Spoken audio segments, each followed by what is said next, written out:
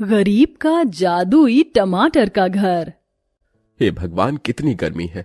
इस गर्मी के मारे बेचारे मेरे सारे टमाटर भी कैसे हो गए हैं। एक तो पहले ही इस बंजर जमीन में टमाटर की खेती करना इतना मुश्किल है। मुश्किल से थोड़े से टमाटर उगते हैं, वो भी कभी ये कीड़े तो कभी इस गर्मी से खराब हो जाते हैं। बाबा ये लो, माँ ने आपके लिए खाना भेजा है। ला बिटिया, जल्दी से खाना दे, सुबह से बहुत जोरों की भूख लगी थी। धर्मेश जल्दी से हाथ मुंह धोता है और खाना खाने के लिए बैठ जाता है। धर्मेश पहला निवाला खाने ही वाला होता है कि तभी वहां उसका बड़ा भाई वीरेंद्र आ जाता है। अरे तू यहाँ बैठकर कुत्तों की तरह रोटियां चबा रहा है और मैं कब से तेरा दुकान पर इंतजार कर रहा हूं। मैंने तुझे जो सामान लाने को कहा था वो तू लेकर आया? बड़े भैया, कल बिटिया के स्कूल में माता पिता को बुलाया था, इसलिए मैं वहां चला गया था। अभी मैं जल्दी से खाना खाकर आपका सामान ले आता हूं।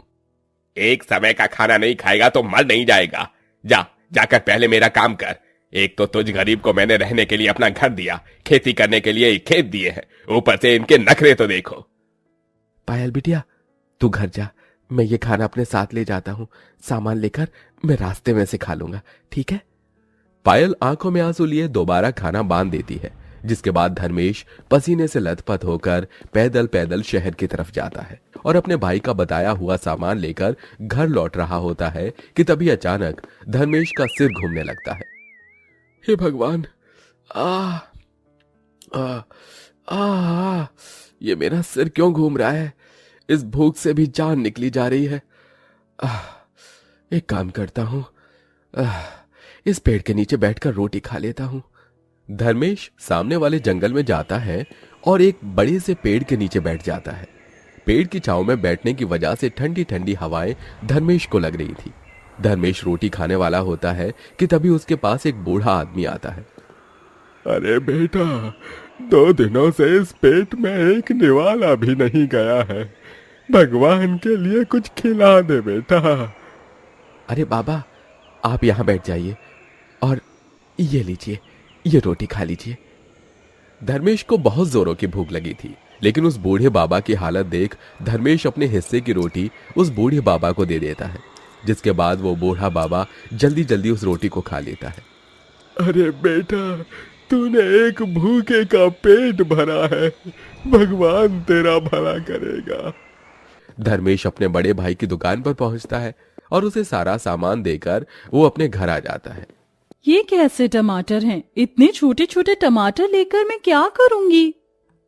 हमें टमाटर नहीं चाहिए, हम कहीं और से टमाटर ले लेंगे। इतना कहकर वो दोनों कस्टमर वहां से चले जाते हैं। धर्मेश के आधे से ज्यादा टमाटर कीड़ों की वजह से खराब हो जाते थे।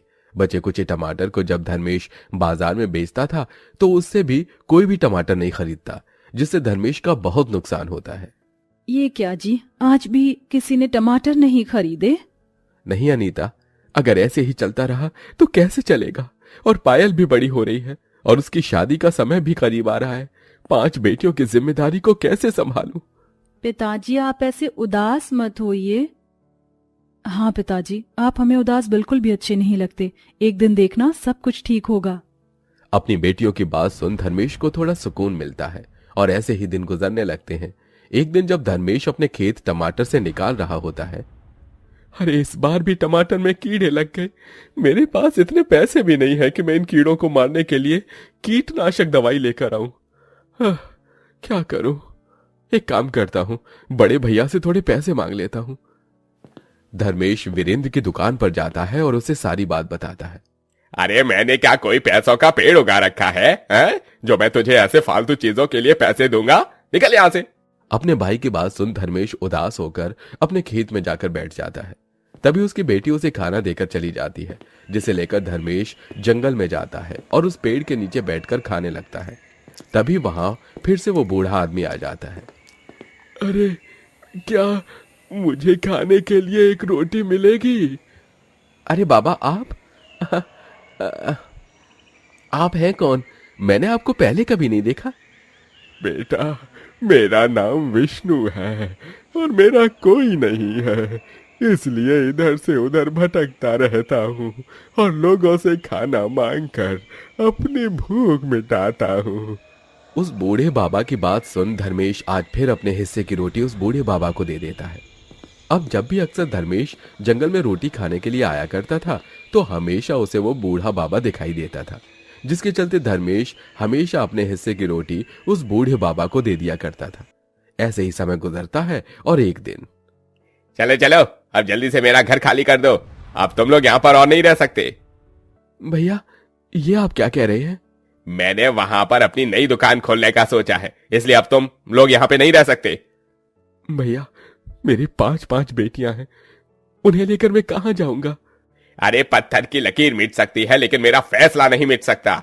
अगर रहना है तो यहाँ इस खेत में रहो, वरना कहीं पर भी जाकर मरो। धर्मेश की 5 बेटियां और उसकी पत्नी वीरेंद्र के सामने बहुत रोती हैं, लेकिन वीरेंद्र उनकी एक नहीं सुनता, जिसके बाद सभी लोग बिस्तर उठाकर उस खेत में जाकर बैठ जाते हैं। बाबा क्या हम यहीं रहेंगे अब? नहीं मेरी बच्ची, मैं तुम लोगों को यहाँ नहीं रखूंगा, तुम लोग बस मेरा इंतजार करना, मैं कहीं से हम लोगों के रहने का इंतजाम करके आता हूं। इतना कहकर धर्मेश वहां से चला जाता है। धर्मेश को कुछ भी समझ नहीं आ रहा होता कि वो क्या करे, इसलिए धर्मेश जंगल जाता है, जहां वो देखता है कि वो बूढ़ा बाबा जमीन में खुदाई कर रहा है। अरे आप आज फिर यहाँ? और आप खुदाई किस लिए कर रहे हैं? अरे मुझे रोज अपने हिस्से की रोटी खिलाते हो, लेकिन मेरे पास तुम्हें देने के लिए कुछ भी नहीं है। मुझे ये टमाटर का बीज मिला तो सोचा तुम्हारे लिए यहाँ बड़े से लगा दूं, लेकिन तुम इस समय यहाँ क्या कर रहे हो? उस बूढ़े बाबा के पूछने पर धर्मेश उसे सारी बात बताता है। अरे खेत में रहने से अच्छा है तुम अपने परिवार के साथ यहाँ आ जाओ, इस पेड़ की छांव के नीचे तुम लोग आराम से रह सकते हो। इतना कहकर विष्णु वहां से चला जाता है, जिसके बाद धर्मेश अपने पूरे परिवार को उस जंगल में ले जाता है और सभी पेड़ की छांव के नीचे तिरपाल लगाकर बैठ जाते हैं। ऐसे ही शाम होती है और सभी लोग अपने साथ लाए बचे कुछ खाना खाकर उस पेड़ की छांव के नीचे सो जाते हैं। विष्णु ने जहां टमाटर का बीज बोया था वहीं धर्मेश सो जाता है। ऐसे ही रात गुजर जाती है और सुबह होते ही धर्मेश की जैसे ही आंखें खुलती हैं तो वो देखता है कि अरे ये क्या, कल ही तो उन बाबा ने यहाँ पर बीज बोया था और अचानक इसमें टमाटर भी उग गया। धर्मेश जैसे ही उस टमाटर को पेड़ से निकालता है तो टमाटर चमकने लगता है। अरे ये कैसा टमाटर है जो चमक रहा है? इसका रंग भी मुझे थोड़ा अजीब लग रहा है, लगता है ये टमाटर भी सड़ा हुआ है, मेरी तो किस्मत ही खराब है। इतना कहकर धर्मेश जैसे ही उस टमाटर को गुस्से में जमीन में फेंकता है तो देखते ही देखते वो एक टमाटर एक बड़े से टमाटर घर के अंदर बदल जाता है, जिसे देख धर्मेश बहुत हैरान होता है और सभी को उठाता है। ये कैसा घर है जी? ये घर तो पूरा टमाटर का बना हुआ है। मैंने जैसे ही उस टमाटर को जमीन पर फेंका तो ये घर में बदल गया। अब सभी लोग जैसे ही उस टमाटर के घर के अंदर जाते हैं तो देखते हैं कि वो घर पूरा सभी सामानों से भरा हुआ है, जिसे देख सभी हैरान हो जाते हैं और तभी उस घर के अंदर से आवाज आती है। आप सभी लोगों को हैरान होने की कोई जरूरत नहीं है, मैं एक जादुई टमाटर का घर हूँ जो हर अच्छे इंसान की इच्छा पूरी करता हूँ। आप जिस आदमी को रोज रोज अपने हिस्से की रोटी खिलाते थे वो कोई मामूली इंसान नहीं था, बल्कि अच्छाई का देवता था जो इंसान के रूप में लोगों की परीक्षा लेता है। आपने हमेशा उसे अपने हिस्से की रोटी दी, इसलिए आज जब उसका पूरा परिवार बेघर था तो उन्होंने अपने जादू से आपको ये जादू टमाटर का घर दिया है। आप लोग जो भी मुझे मांगोगे मैं वो आपको दूंगा। जादुई टमाटर की बात सुनकर धर्मेश कहता है, ऐ जादुई टमाटर, मेरे परिवार ने काफी समय से कोई अच्छा खाना नहीं खाया, मेरे परिवार वालों को अच्छा खाना खिला दो। धर्मेश के बोलते ही वो जादुई टमाटर का घर चमकता है और देखते ही देखते 56 भोग की थाली आ जाती है। ये तो सच में जादुई टमाटर का घर है। जादुई टमाटर, मेरे पास पहनने के लिए एक भी अच्छे कपड़े नहीं है, मुझे नए कपड़े दे दो। प्रीति के इतना बोलते ही फिर से वो जादुई टमाटर का घर चमकता है और देखते ही देखते सभी के पुराने फटे हुए कपड़े बदलकर नए कपड़े आ जाते हैं। अब सब बारी बारी जादुई टमाटर के घर से अपने लिए बहुत सारी चीजें मांगते हैं। वहीं धर्मेश जादुई टमाटर के घर की मदद से अपने लिए टमाटर से भरा हुआ खेत मांगता है और उन टमाटर को ले जाकर बाजार में बेचता है।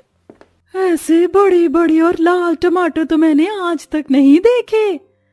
इतने अच्छे टमाटर तो पूरे बाजार में किसी के भी पास नहीं है। आप मुझे 1 किलो टमाटर दे दीजिए।